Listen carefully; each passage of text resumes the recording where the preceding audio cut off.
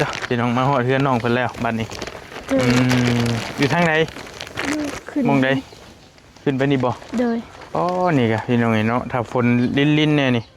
ขณะนี้บางคนบ่ยาวบ่เห็นชัดยางว่ะเข้าแน่นี่ไปเบิ่งรถเข้าบ่ได้น้องเพิ่นมาต้องจอดอยู่นี่เข้าบ่ได้เขาได้แต่รถไถนี่โดยได้โฟวินก็บ่ได้พร้อมโพดพี่น้องเอ้ยคันว่าฝนลิ้นนี่แห้งนักนี่เนาะล่ะเนาะโดยมาหอดเฮือนน้องเพิ่นแล้วบ้านนี่พี่น้องเอ้ยเข้ามาในบ้านพี่ต้องเบิ่งก่อนว่าอยู่แนวใดประมาณใดอุ้ยน้อยเปื้อนแฮง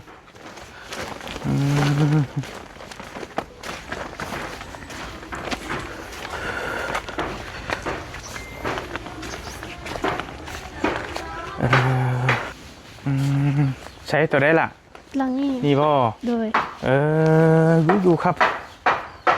แคบอีนี่พี่น้องเอ้ยตัวนี้บ่นี่เด้นี่น้องเอ้ยเนาะอันน่ะอยู่ในพี่เลยอันนี้บ่พอตู้ไม่ตู้โดยสวัสดีเด้อสวัสดีนะไม่เฒ่าพอตู้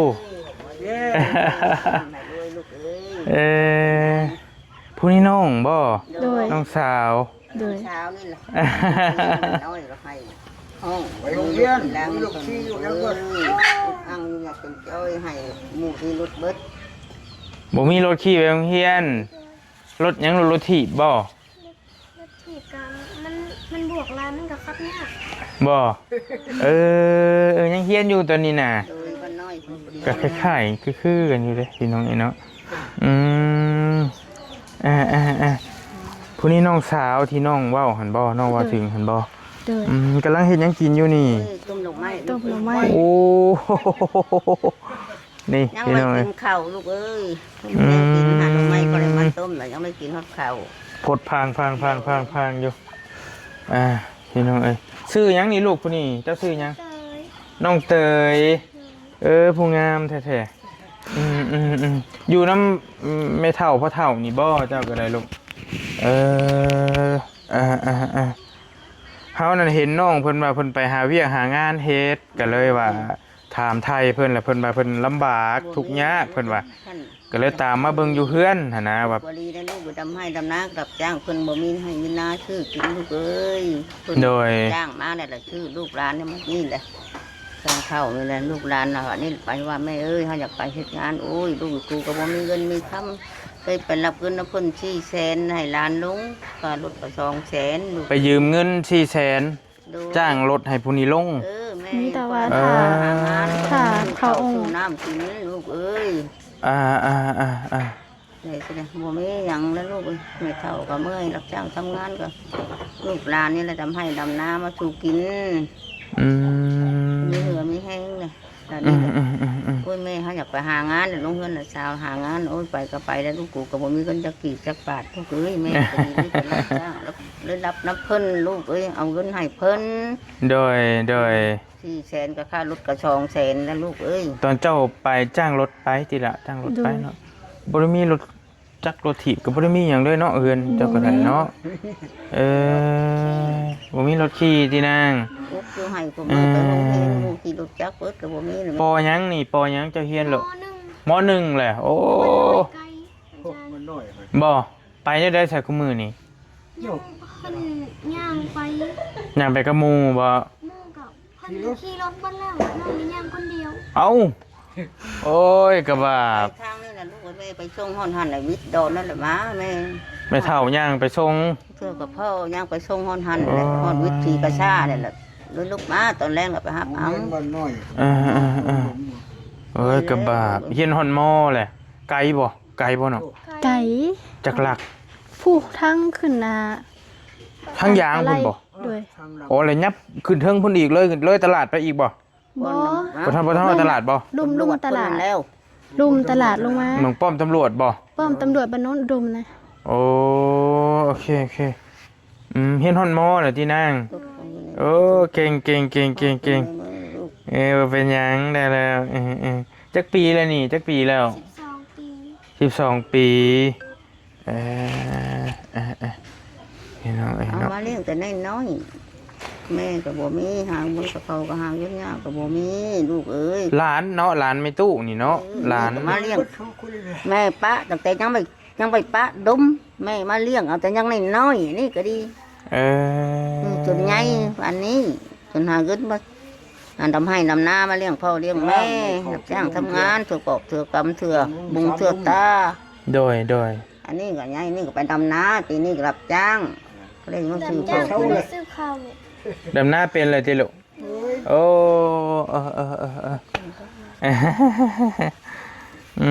แกซัมวาเมนะเนาะซัมวาเมเจ้าเนาะ โดย แต่น้อยไปทำไมปลาดม โดย ปลาดมมาเลี้ยง แม่ก็ไม่มาจากเทือแม่ก็ได้บ่มีเงินแม่อยากมา พ่อแม่ไปอยู่ไทยพุ่น ให้จะชะอยากมาก็ใบมาหาการหางานก็ยากบ่มีบัตรมีเบอร์ลูกเอ้ยทุกข์ก็อยู่หั่น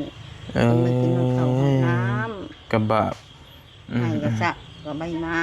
ลูกเอ้ย 4 คนนี่แล้วตอนนี้บ่อยู่ร่วมกันนี่บ่เนี่ยกินข้าวกับหยังมานี่ลูก ยังไม่กินยังหาไปต้มหนูไหม นี่บ่อาหารแรงได้นี่เนาะมีโข่งพร้อมประตูบ่ทานนี่โอ้งามผมได้พี่น้องลายอ้อยอยู่อันนี้สิเป็นเฮือนครัวนี่เบิ่งทรงนี่ เลย อยู่นี่เลยนะ ได้แข้งน้ำออกแกงก็ได้เลยแหละลูกเอ้ยเห็นไหมมันเสีย หัวเบิดเลยน้องเนาะขอโทษแม่เฒ่าจักปีแล้วปีนี้ โมเมนต์56ก็ได้ลูก กู 60 60สิเขา70บ่เท่ากับที่80แล้ว 85เนี่ย นี่ ปท85แล้วเจ้าก็สิฮอด70แล้ว บ่เป็นหยังเพิ่นบ่จื้ออายุเนาะ ลืมแล้วลูกหักมือ ขนาดอายุน้องเพิ่นยังบ่จื้อเฮา บ่ จื้อเองโดย ดีลูกคนเนาะทุกคน ได้แล้วบ่เป็นหยังตู้เอ้ยนั่งซะแล้ว อยากไปห้องห้องเฮียนแม่ก็บ่มีเงินซื้อรถกุฏิก็บ่มีกันขี่รถเพิ่นให้จ้างตัวบ่มีน้ำมันซื้อใส่รถเพิ่นลูกเอ้ยแม่นี่ เพลงมันนะ เอาน้ำมันแพงก็มาแม่เลยไปส่งฮอดปีก็ซ่าแล้วแม่ก็เลยมาตอนแรก หมู่มีรถขี่ไปโรงเรียนเบิดแหละที่น่ะหมู่ขี่รถหยังหมู่น่ะ จัก ขี่รถจักรเลย เราไปพาด รถถีบไฟฟ้า แต่ว่าเราคนกับมีเราคนกับบ่มี อืม รถจักรเกิดเบิดแล้ว คนบัดซ่อนกันคนบัดมีเงินซื้อน้ำมันหักใส่รถมือบัดซ่อนไป โดย น้ำมันให้คนเช้าหาเช้าประมาณไปใส่มันแต่ย่างแล้วผู้เดียวทิ้งทีแล้วลูกเอ้ย ลูกนางสาวแล้วผมเขางูเขาห้อง เคยไปก้อนหมูแล้วย่างก้อนหมู ข้างห้องก็มือก็ทันมือก็บ่ทันย่างให้ โอเค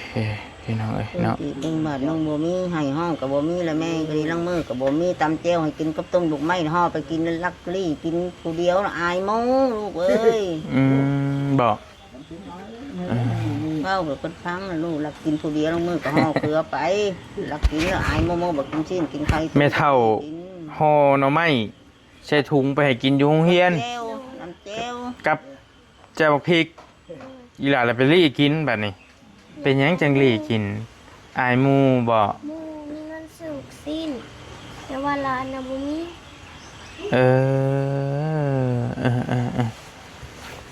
ก็เลยยังอายหมู่กินรี่กินบัดนี้หั่นน่ะเอ้ยกับว่าพี่น้องไอ้เนาะไม่เท่าเอาเงินให้มือจักพันไปโรงเรียน ละ10,000ลังเทื่อบ่มีแห้งก็5,000 5,000ก็ลูกชิ้นไม่เดียวเนาะจะได้ลูกชิ้นก็ เทื่อกะวางบ่ซื้อเพราะว่าเก็บเงิน เก็บไว้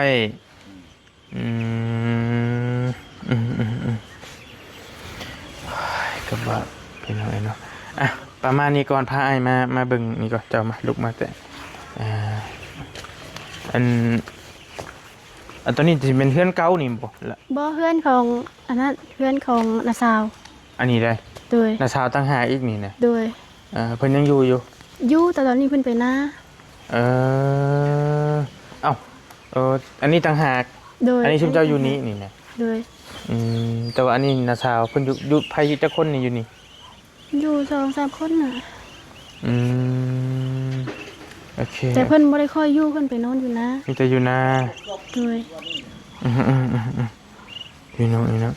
ตัวนี้บ่ที่เจ้าว่าไอ้เตียงเพิ่นมาซ่อมให้ตะกี้แต่หลายปีก่อนนะ โดยตะกี้มันเป็นเฮือนตูบน้อยๆสินี่แล้วเบาเตียงทองมาเฮ็ดให้ อืม แต่โดนแล้วมันก็เพไปแล้ว 4-5 ปีแล้วก็เป็นไม้อัดนะเป็นไข่เพดานนี่นะพี่น้องเป็นตีใส่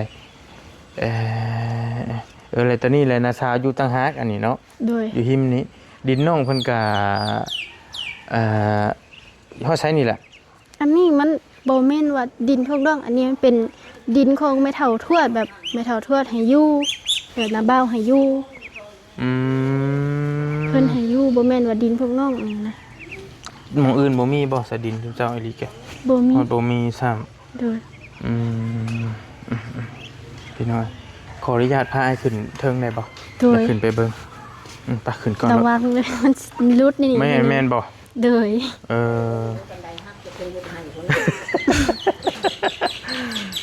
อพี่น้องไงเนาะก็ขออนุญาตเด้อตู้เด้อขอขึ้นเฮือนนี่เนาะเบิกพี่น้องคันใดใหญ่ดีคันใดแล้วคักกี่ลิแต่ว่ามันหลายปีแล้วแต่ไอเตียงมาซอยว่าซั่นจนอยากลืมแล้วได้มันแต่ดนๆแล้วเนาะ โดย ขออนุญาตถ้าน้องอยู่น้องนอนไสบัดนี้ อยู่ใน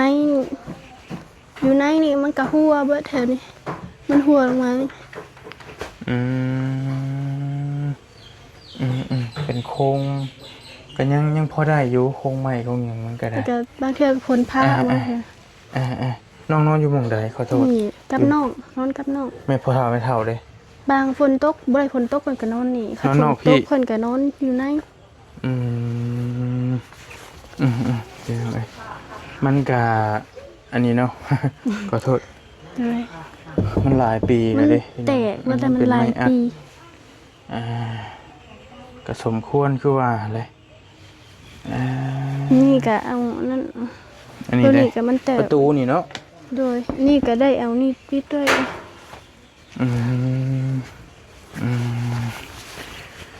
อันนี้เป็นนาซาวอยู่ต่างหากอีกอันนี้เนาะแต่ว่าโตกันเลย ต่อกันเลย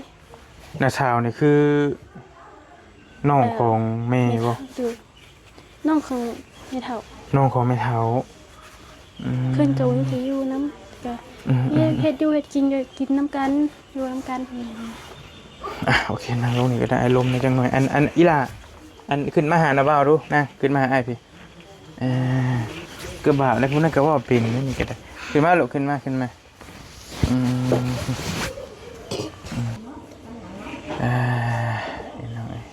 นนี้น้องสาวน้องแท้ๆก่อนละ โดย พอเดียวแม่เดียวนี่เนาะ บ่น้องน่ะแม่นพ่อเป็นคนละพ่อ คนละพอ หนู เอาแสดงว่าบังเกิดเด้อแม่เจ้าเพิ่นขอโทษเพิ่นมีผัวจัก2 คนบ่ โดย 2 คน คนที่1น่ะแม่นได้ลูกได้น้อง ได้เจ้า แล้วก็ประเทศล่ะพ่อของน้องน่ะแม่นกับปู่กับย่าเพิ่นน่ะแม่นติว่าแม่น้องทุกข์ยากแล้วเพิ่นน่ะบ่เอา เอา เพิ่นก็เลยป้าแล้วก็หนีแล้วแม่น้องก็ไปเฮ็ดแบบแม่น้องเนี่ยอุ้มน้องเนี่ยขึ้นไปน้ำอยู่บ้านย่างขึ้นไปเพิ่นก็บ่สนกับเพิ่นบ่อยากได้คนทุกข์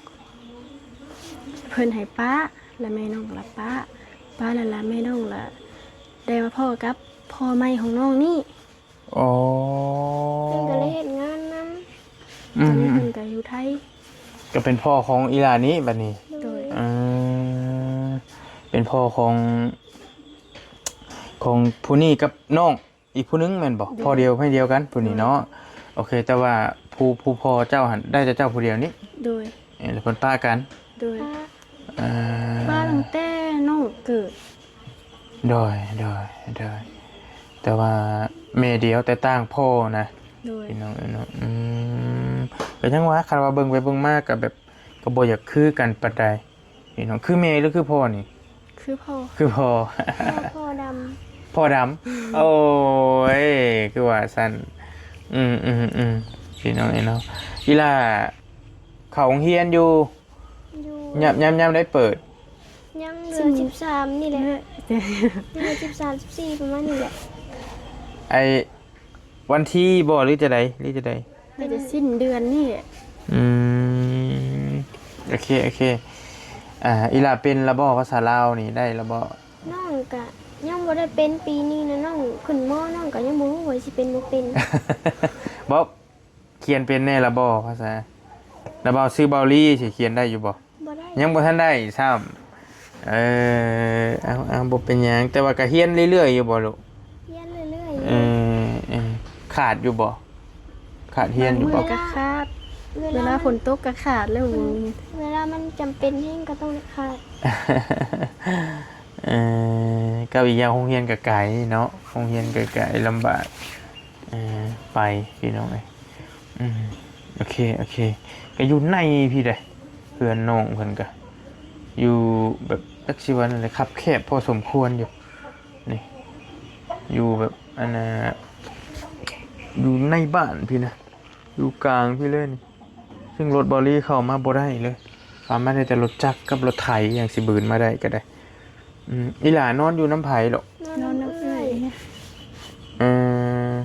ถ้าเอื้อยไปได้เอื้อยไปนี่อยู่แต่นอน น แบ อน บ ผู้เดียวเพิ่นก็นอนผู้เดียว พอเท่าไม่เท่านอนตั้งหากแล้วนอนนอกพี่บ่ โดย ฝนตกเกิดพาไปเลยนอนอยู่บ่ได้เลยเนาะ เพื่อก็ได้ไปนอนเลยหมู่ ไปอยู่เพื่อนหมู่เอา โดย มันกับแปลนเบิดเลย เวลาฝนตกแถวนี่น่ะเปียกไปเลย อืม น้ำเต็มมาเลยก็ล่าง น้ำเต็มตารางเลย โดย พี่น้องครับนี่ก็ได้มาเห็นเฮือนน้องหละเพิ่นก็พี่น้องก็จักสิวาแนวใดแล้วไอ้ก็ได้ก็เป็นภาพที่เฮาเห็นแล้วก็สมควรเนาะพอเฒ่าไม่เฒ่าแล้วก็เฒ่าตึกแล้วก็มีน้องสาวผู้หนึงกำลังเรียนอยู่แล้วก็ผู้นี้ออกจากเรียนแล้วก็เลยไปดิ้นรนไปหางานหาการเฮ็ดแล้วก็เพื่อมาซอยทางน้องสาวกับพ่อเฒ่าไม่เฒ่าเรากำลังต้มหน่อไม้ส่วนอาหารแรงนะเนาะมื้อเช้านี่กินกับหยังซะลูกมื้อเช้านี่ มื้อเช้านี้นะบ่ได้ต้มหน่อไม้ก็เลยได้จ้ำเกลือ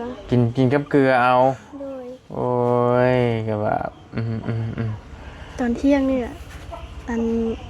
คือว่าไม่เท่าว่าเราไปหาก้มหอยจำเจียวกับหอย บ่เอ้ยโทรหาอยู่บ่นี่เอ้ยไปเฮ็ดเวียกนี่ เพื่อก็คันเราเห็นเวียกก็โทรอยู่เวลาเราพักเวียกคันเราบ่ได้พักก็บ่ได้โทร ความหมายว่าอีหลามีโทรศัพท์อยู่บ่มีอยู่โทรศัพท์ เพ เจ้า ราะว่ามันก็สิตายแล้วมันแตก มันแตกเลย หมุนมาเลย มันเป็นได้ไรมาแต่ว่าเบิ่งทุกอยู่ใช้โทรศัพท์เจ้า ซัดน้อง เอามาเบิ่งดูเห็นเบิ่งของเอ้ยเจ้ากับพ่อเฮงอะไรกินนี่ของเจ้าก็แตกอีกบ่โอ้ยก็ว่าแต่ว่าเข้ามาพี่ก็ถือว่าสัญญาณก็มีอยู่เลยพี่น้องโอเคอยู่ก็มาบ้านน้องหลาเพิ่นนี้ก็ได้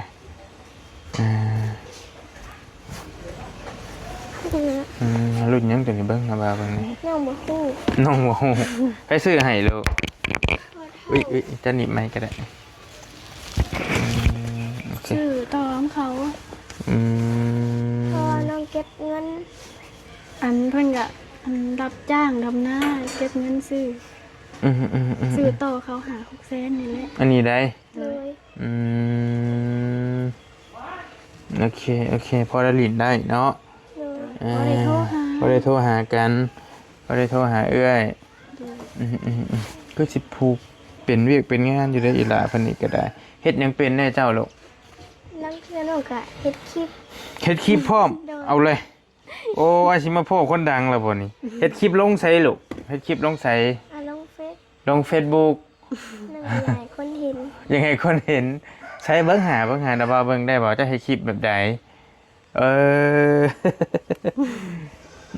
เฮ็ดคลิปแบบใดมาเบิ่งดู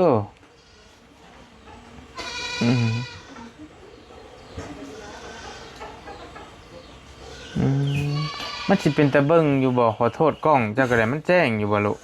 บ่แจ้งมั่ว เบิ่งหาไอ้เบิ่งนี่ สัญญาณ เลื่อนมาก่อนกระบอกกระบอก เดี๋ยวลืมเปิดแน็ตสัญญาณกับบ่มี อืม ถ้ามันตายก็บ่ได้โทษใส่ไผเลย เอ้า ซับกับเครื่องเดียว เอ้ย เบิ่งบ่ได้มันข้าง มันข้างแล้ว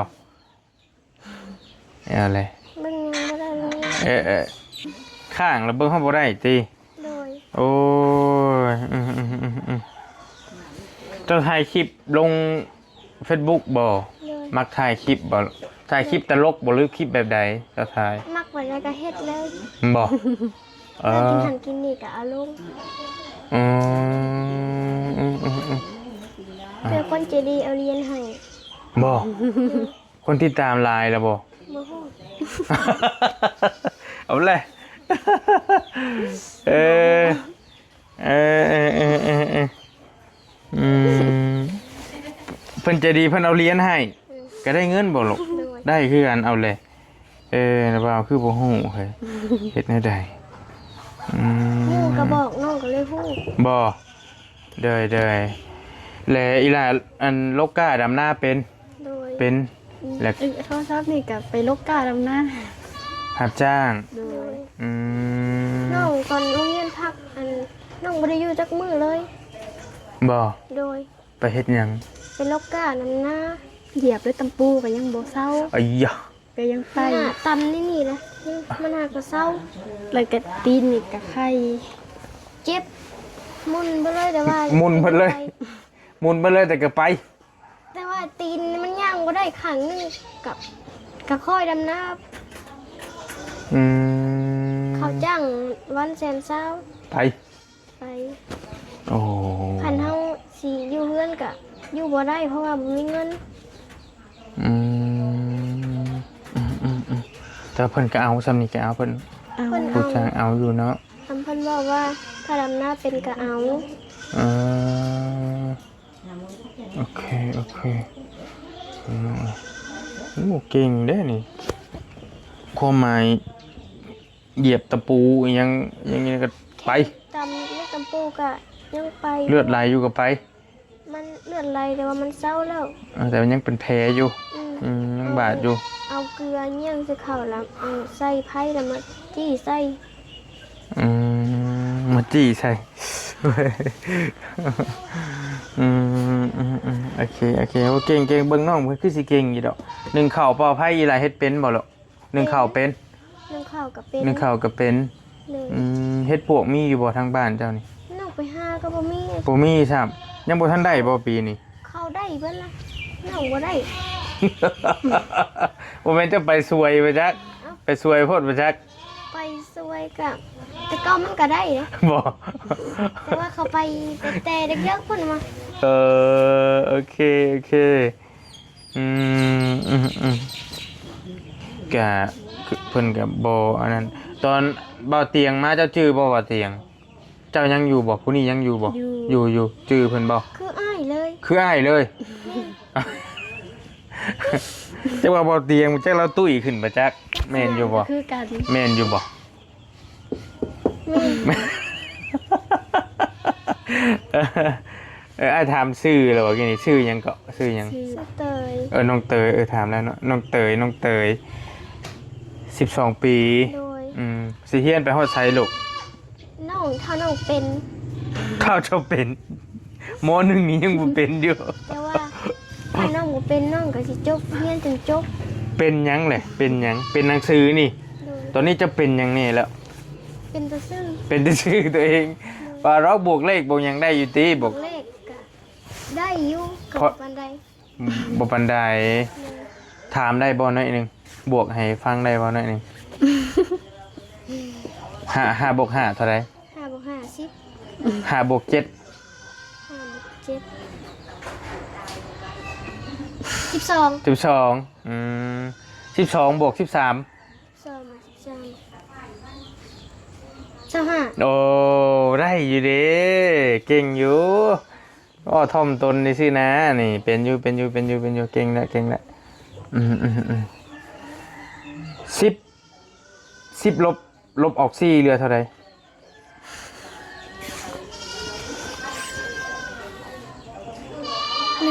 หรือ6 15ออก7เหลือเท่าไหร่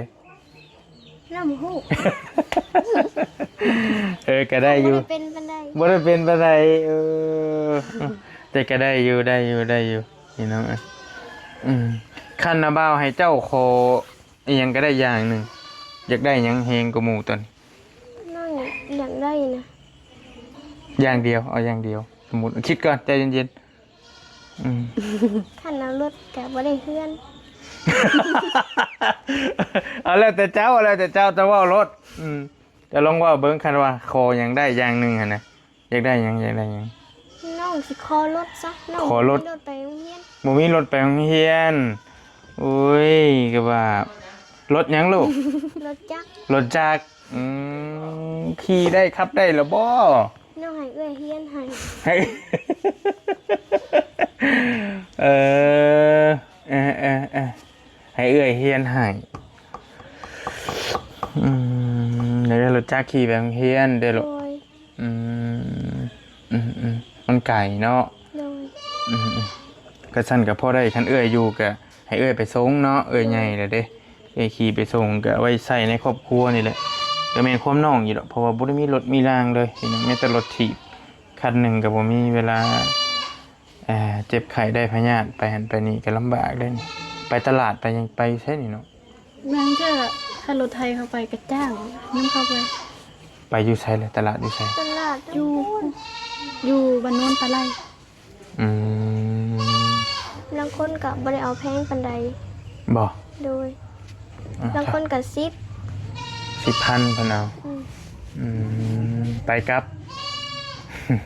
เชโนแห้งแล้วมันให้ไกลอยู่พุ่นติ แสนนึงบ่ได้ไปเลย ไป กลับแล้วมัน200,000 อ้ยะโอ้มีเงินเฮามีเงิน100,000เฮาไว้ซื้อแล้วกินซะเนาะเพื่อสิได้เงิน100,000พี่น้องเอ้ยไปจ้างรถจ้างล่างอีกลำบากอีกโอเคแล้วบัดนี้เลยก็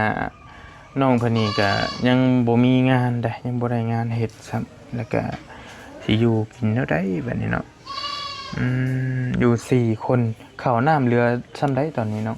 เรือเท่านั้น อันนี้บ่ โดย ข้าวสารน้องเพิ่นพี่น้องเอ้ยคันเบิดนี่เด้ เบิดนี้หันกะเบิดหัน ซื้อ บ่มีนอกจากซื้อก็ไปขอน้ำนะป้าแล้วก็รับน้ำเทื่อก็บ่มีเฮือนก็รับบางเทื่อก็ไปรับไปกู้น้ำเขาเทื่อละสอบมีเงินก็มาใส่เขา ไปรับนี่คือไปยืมนะว่าภาษาบ้านๆเขาก็ได้ ไปกู้ไปยืมน้ำพี่น้ำน้องก่อนแต่ว่าเจ้าว่าน้ำอ้ายวันหน้าเจ้าอีหลีนั้นบ่ได้มีบ่หรือจะได บ่มี บ่มีเลยบ่ โดย แต่ว่าแต่ละปีก็รับจ้างครับบ้ายแล้วก็ชื่อกินข้าวนี่นะ โดยแล้วก็ไปดำนาซอยนาบ้าวกับเอาให้บางปีก็5ซอบบางปีก็10ซอบให้ อ๋อไปซอยพี่น้อง แต่ว่า เพิ่นจะแบ่งให้ แล้วก็ไปดำนารับจ้างเอาเข่าวมื้อละ2ศพแต่ว่าต้องติเบิดแปลว่า อันคันไป2คนนี่มื้อหนึงต่อศพคันว่าไปผู้หนึงเนาะอัน2มื้อต่อศพ เพิ่นไล่เป็นมื้อให้ โดย สมมุติว่าไป10มื้อก็ได้5ซอบสมมุติว่าเพิ่นแบ่งข้าวให้เนาะ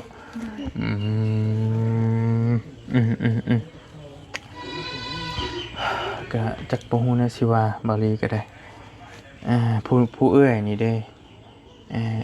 คันว่าอ้ายคืออ้ายเองพอซอยได้อยากให้อ้ายซอยหยังก่อนในด้านใดก่อน เป็นเบื้องต้น คันกะซอจิตซองใจว่าเพิ่นเฮียนกะมีแต่พ่อสำนี้ก็อย่างซอยก็ซอยรถก็ได้พอให้น้องไปโรงเรียน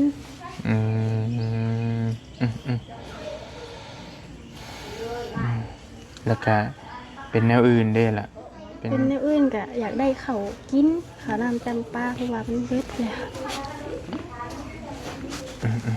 คันว่าเรื่องอยากได้มันก็บูดได้อยากได้เนาะว่าง่ายๆซะแบบมันบ่มีทุกอย่างแต่เพื่อนเปล่าๆนี่ดินก็บ่แม่นดินข้างนอกดินแบบดินพอเฒ่าดินมุ้งดินนั่งเพิ่นให้อยู่คันสมมุติเพิ่นไล่นี่ก็บ่ได้อยู่บ่ด้วยคันมีเงินมีทองแล้วไปอยู่ทางมาบ่คือสิคักไอ้เบิ่งเนาะมองไอ้สัมภาษณ์เจ้าทางมานะคือสิโล่งคักอยู่แถวนะอันนั้นทางนนอุดมค่ะแต่อยู่นี่มันเป็นในบ้านนะพี่น้องเนาะมันอยู่ลึกมันจักหลังคานี่เนาะพอฮู้อยู่บ่ประมาณ300นี่แหละมาใหญ่เติบเนาะบ้านใหญ่เติบอยู่โอเคพี่น้องไอ้แกประมาณนี้แหละน้องลาเพิ่นก็ได้อยู่กับพ่อเฒ่าไม่เฒ่าพ่อแม่ก็โทรหาแม่อยู่บ่ลูกโทรอยู่เพิ่นก็นั่งเฮ็ดเวียกก็บ่ได้รับมื้อใดเพิ่นมาเพิ่นบ่มีเงินก็บ่ได้มาเดี๋ยวนี้ก็บ่อยากมาก็บ่ได้มาเพิ่นฝากเงินมาให้เจ้าอยู่บ่ฝากก็เทื่อละ100 200ว่าเด้อ100 200 บาทนี้เพราะว่างานก่อสร้างก็ประมาณ600 700นี่แหละเพิ่นพ่อน้องได้ประมาณเงิน 5,000 นี่แหละเพิ่นก็เลยเพิ่นบ่ให้ง่ายก็เพิ่นโกงเงินคันเฮาสิย้ายงานก็เฮาบ่มีบัตรก็ย้ายงานบ่ได้คือเก่าโอเค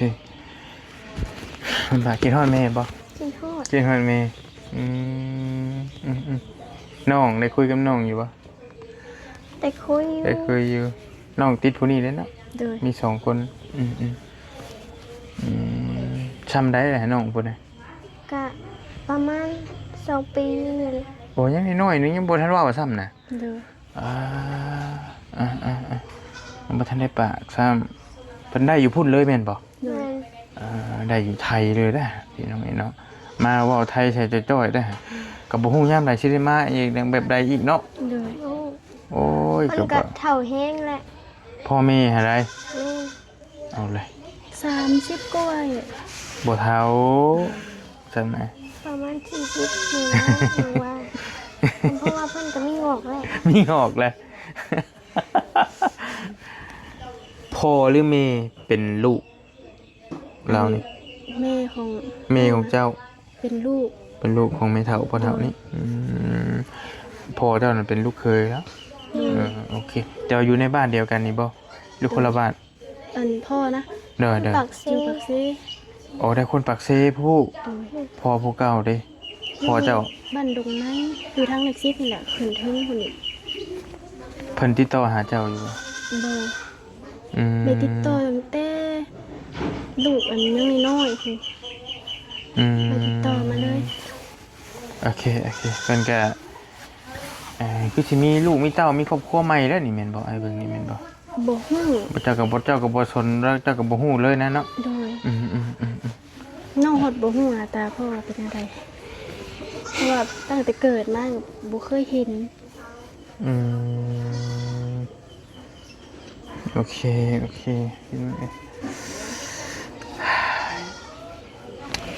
ก็สมควรแก่เวลาพี่น้องเนาะก็มาเห็นเฮือนน้องเพิ่นแล้วนี่ก็โอ้ยบ่ฮู้สิว่าจังได๋อยู่กับพ่อเฒ่าแม่เฒ่าแล้วเราก็ได้แล้วของเราเฮ็ดขายบ่เนาะโดยเฮ็ดขายบ่นักสารได้อยู่เสยเนาะมันจะได้ป่ะมีแต่ลงลุมเลยอ้ายสิเอากระต้มขนมมาฝากบัดนี้ป่ะสมควรแก่เวลาแล้วเดี๋ยวป่ะมาพี่น้อยเอาของฝากมาให้น้องเพิ่นก่อนหน่อยนึงไอ้ซื้อไข่เด้อติดรถไว้มีไข่อยู่แต่อันนึงเลยก็ขนมกับมีแล้วนางก็ไปสู่มีตู้กินขอบใจก็ว่าเป็นยังไงเนาะน้องบ่มีน้องตอบรวดทั้งคุ้มทั้งลูกหลานแม่ก็ไปเลยของคนทั้งนั้นน้อยเอาของให้พอตอบรวดทั้งคุณบ่มีหยังแล้วลูกมีแต่ของคนละน้อยพอได้ใช้กระปูกระแป้งลูกเอ้ยโอ้นี่พี่น้องเราเอาของให้ เอ้ย มันบ่ของบ่ข้าวประตู โอเกี่ยวนะ จักแล้ว เออ แม่ก็บ่ มีตู้คือบ่ไว้ขายใช้หน่วยเท่าไรนี่คันขายนี่หน่วยเท่าไรคันขาย เจ้าขายเนยเจ้าหา 25,000อืม พอหมดคนมาเอาก็บ่มาเอาลูกเอ้ยอยากพอได้ชื่อหันชื่อนี่ก็ได้แค่นี้แหละจนหน้าแดงบ่แม่หันจะจ้างเงินใช้ลูก โอ้ยนี่พี่น้องนี่เนาะ ให้เงินใช้คนละน้อยลูกเอ้ย ของ ต้องไว้ปลาเนาะ ใส่ปูใส่ปลาแล้วแต่เฮาสิใส่นะ เออ แล้วแต่ อย่างค่าก็ตาม ไม่เท่าบ่สารหรือว่าพอเท่านี่ บ่เท่าโอ้ย บ่ แม่ เท่า สิเป็นพี่จังลูกจักดอกตอนนี้ยังบ่เป็นแล้ว อืมโอเค ขอบใจได้หลายเด้อใช้เด้อตู้เด้อนี่แล้วของฝากของต้น เจ้าฟังเด้ อื อใจดีลูกเอ้ยเรียกแม่เป็นลูกเป็นปากาเป็นผ้าบงเมืองเป็นเจ้าเป็นนายกว่านี้เด้อผู้เลี้ยงผู้เบิ่งก็ให้อยู่ดีมีแฮงของเทพ ขอบใจได้หลาย เอ้ยใส่ก็มาเลี้ยงแม่แล้วลูกไว้บ่อยป้ากินลูกเอ้ยตะคองเอาเมื่อผู้ละหน่วยแล้วลูก ขอบใจตู้ด้วยขอบใจได้หลาย อืม อืมก็คือเฮาเว้าหั่นแหละเห็นน้องเพิ่นแล้วก็มายามตามมายามเบิ่งอยู่เพื่อนแล้วก็เฮาหั่นชื่อเบาลี่เด้อเฮาน่ะเป็นน้องบ่เตียงน้องบ่เตียงผู้มาเฮ็ดเฮือนให้เจ้านี่แหละแต่ก่อนนี่แหละยังชื่อเพิ่นอยู่ล่ะว่า ขึ้นฮอดได้เห็นเพิ่น กินฮอดบ่ ขึ้นฮอดได้ เดี๋ยวสิบอกให้เพิ่นมายามเด้อก็ เห็นเพิ่นขึ้นฮอดได้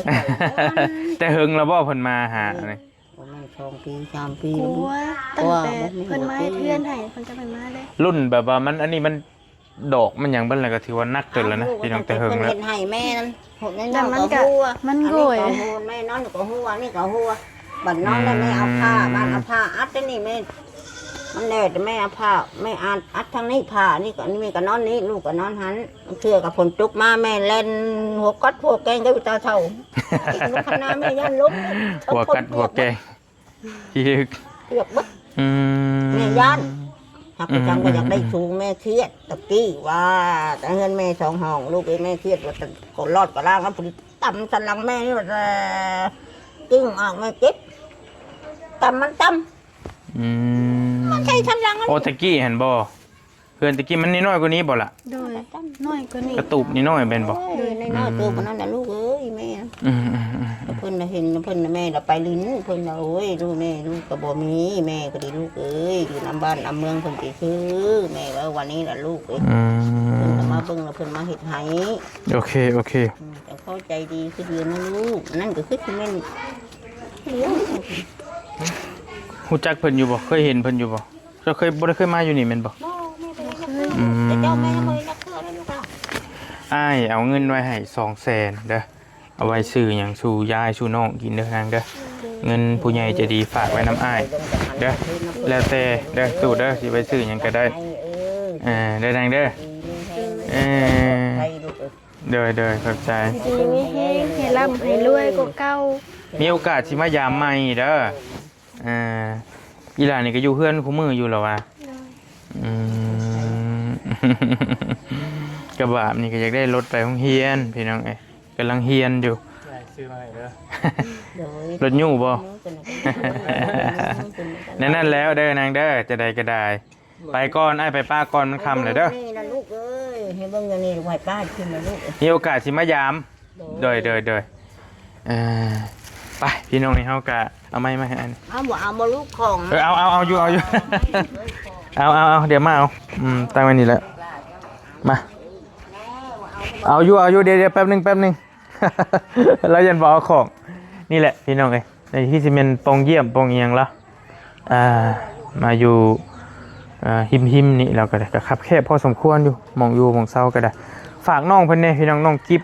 น้องคือว่าน้องเตยบ่ล่ะน้องเตยมาชื่อน้องใบมาฮ้อว่าน้องเตยอีกเลย มาเตยพี่อีกเลย พี่น้องกระบาบอยู่เห็นแล้วก็ได้สบายดีแล้วพี่น้องได้ฝากน้องๆเพิ่นเนี่ยจังใดก็คือเห็นนี่แหละสภาพการเป็นอยู่นั่นใดก็จังมีโอกาสจังมายามน้องเพิ่นใหม่สบายดี